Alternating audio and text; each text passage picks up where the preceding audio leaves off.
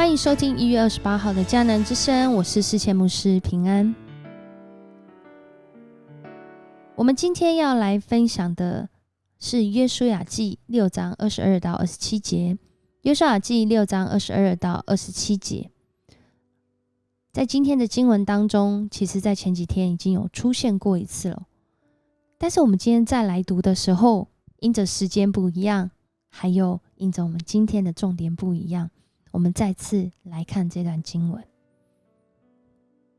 当约书亚他们得胜进到这个耶利哥城，就在那个时候他们将喇合还有他的家人带出来，安置在以色列的营外，然后他们就在这里做分别为圣的工作，把这些没有生命的这些贵金属都放入耶和华殿的库中，然后这些在当地有生命的都把他们杀害。在这里我们更是看到26节这边讲到，约书亚还叫人起誓说，未来有人要新重修这个耶利哥城，他就要在上帝面前受咒诅，他要在奠定这个根基的时候来施上他自己的长子，然后他在安门的时候施上自己的幼子。然后经文6章最后说，耶和华与约书亚同在，约书亚的声名传扬遍地。我们读到这时候会觉得很奇怪因为在今天我下这个标题大概就有一点这样的感受，耶利哥再也不见吗？可是为什么我印象中读到新约的时候，耶利哥好像还在而且讲的是耶利哥城市还在然后如果你去圣地旅游的时候耶利哥城也还在啊，那为什么这边却说不能重修耶利哥？在今天的经文当中，我们要来祷告的经文给我们了一个方向，帮助我们更多来思考这段经文的意义。在哥林多后书3章6节说，他叫我们能承当这新约的指示，不是凭着字句，乃是凭着经意，因为那字句是叫人死，经意是叫人活。这里讲的经意或者是另外一个翻译叫做圣灵，圣灵叫人活。如果我们只是看着那个字句，我们会被字句绑死。譬如说在有一些经文里面就有讲到就是耶稣有讲说，我的肉真是可吃的，我的血真是可喝的。如果在这里我们直接照着这个字句去做诠释的时候，那这些信耶稣在跟耶稣同时代的人是在吃他的肉喝他的血吗？那也太恐怖了吧。那如果我们今天在领受这个圣餐，说到这个杯这个是代表耶稣的血，我们其实就很容易可以理解说这是一个代表，而不是真的喝他的血。而且他的血可能如果用直接具象的也不够大家一起喝吧。所以其实我们在读圣经的时候，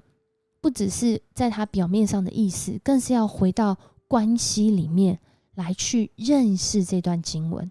要回到那一段经文的历史背景、上下文脉络跟那个时候的文化来读这段经文的时候，以至于我们在圣灵的里面被引导，透过圣灵来启示我们，真的来认识上帝的话语。这个话语会帮助我们的生命，叫我们的生命朝向那个活出来永恒的盼望，这样的一个管道，这样的一个方向。在今天的经文当中呢，后来真的有一个人在旧约的时候，他真的来重修耶利哥城，甚至在当时呢，他真的受咒诅。这个人他不是耶利哥人，他其实是伯特利人，但是他真的就来重修耶利哥城，而他的生命竟然就在那个立根基的时候，他丧失他自己的长子亚比兰，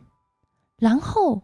过没多久，在安门的时候，他就真的去修建。在安门的时候，他就施上了他自己的最小儿子西哥，这个人叫做希伊勒。但是如果我讲到他的时代，你或许就知道什么原因他受咒诅了，就是在亚哈王那个时代。在亚哈王那个时代，他重建耶利哥竟然受咒诅，可是后来的人重建耶利哥为什么没有受咒诅呢？其实重要的原因，我们回到约书亚的这段经文来看的时候，约书亚在那个时代里面，他们会来打耶利哥城，按着上帝的应许，其实是在上帝的心意里面，他们做这件事情，而且不是用自己的血气跟方式去做，去打这个战争。你看他会绕城墙就知道，他们根本没有就是用杀害、用计谋去取得，因为这是上帝的工作，不是他们自己的工作。上帝没有要我们去行使那不公义，反倒他是借着这个战争，他在审判迦南人的不公义。从创世纪开始就有讲到说，在住在这地的人，他们道德败坏，甚至到一个程度是他们献自己的孩子为祭来献给这些神，献给这个当地的神明。所以上帝就在创世纪就有讲到说，他现在在等他们的罪满盈，好像有一个额度满起来的时候，他才要去审判他们。可是其实我们知道，上帝是公义，他同时也是怜悯，他不允许这个罪恶的发生，可是他也同时带着怜悯去看待他们的生命，给他们机会。或许他们会像喇合一样，就在遇到探子的时候，就在遇到以色列人的时候，就在认识这位行神迹奇事在以色列人身上的时候，他们就信上帝了。可惜他们没有，他们把门紧闭，他们敌对上帝，他们不愿意悔改，以至于今天这个审判临到他们的身上。同样我们来看亚哈时代的时候，这样的咒诅会发生，因为在那个时代里面的这些人，他们想要重启过往这个迦南的文化，敬拜这样的神明，然后来得罪上帝。但我们如果回到耶利哥城本身的时候，其实在耶利哥这个地方一直都是有人居住的，只是居住的地方不是原来的耶利哥那个位置。来到了新约的时候，其实旧约的耶利哥就被迁到离现在现代的耶利哥再往南的地方，比较靠近死海的地方。然后到了现代呢，它就在往北一点的地方。所以耶利哥其实是一直都有人的。所以上帝在讲的不要重修，约书亚在讲的不要重修这个耶利哥，可能更大的心意是在讲不要重修那个毁坏的文化，那个败坏人心使人远离上帝，没有公义，然后流人血的文化。当我们这样在读圣经，再次回到上帝的话语去认识的时候，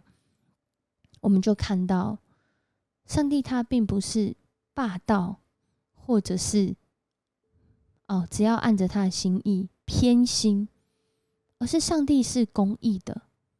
在今天的经文之后，不论是在外邦人还是在以色列人，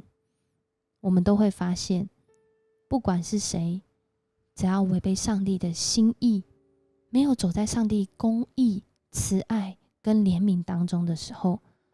我们的生命真的会受到很大的挑战，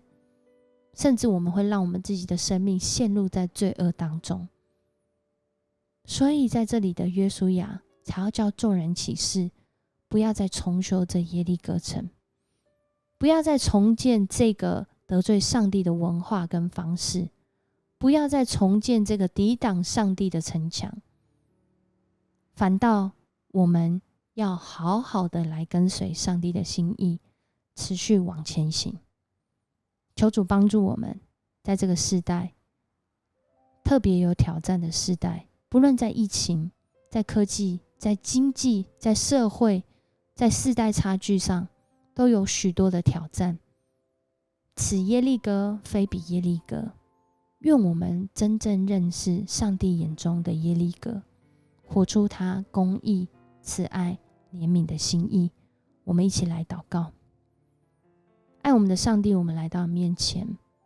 我们真要为我们对你的认识向你悔改。我们很多的时候真是带着各样的偏见来认识你，但我们的确就是有限的人，我们需要上帝你来开阔我们的视野，开阔我们的生命，好叫我们在与你的关系当中真实的认识你的心意，认识你对我、对我们、对今天每一个听见迦南之声的人的心意。求主你与我们同在，使你的名被高举。求主你使用我们，使你的名被称为是得胜的名，是分别为圣的名。谢谢你在我们当中，让我们能够更清楚的来认识你的心意。我们这样祷告，奉主耶稣的名，阿们。谢谢你收听今天的迦南之声，愿上帝在这个不容易的时代带领你成为这地的祝福，帮助你，让你能够活出上帝的心意。我是世界牧师，我们下次见。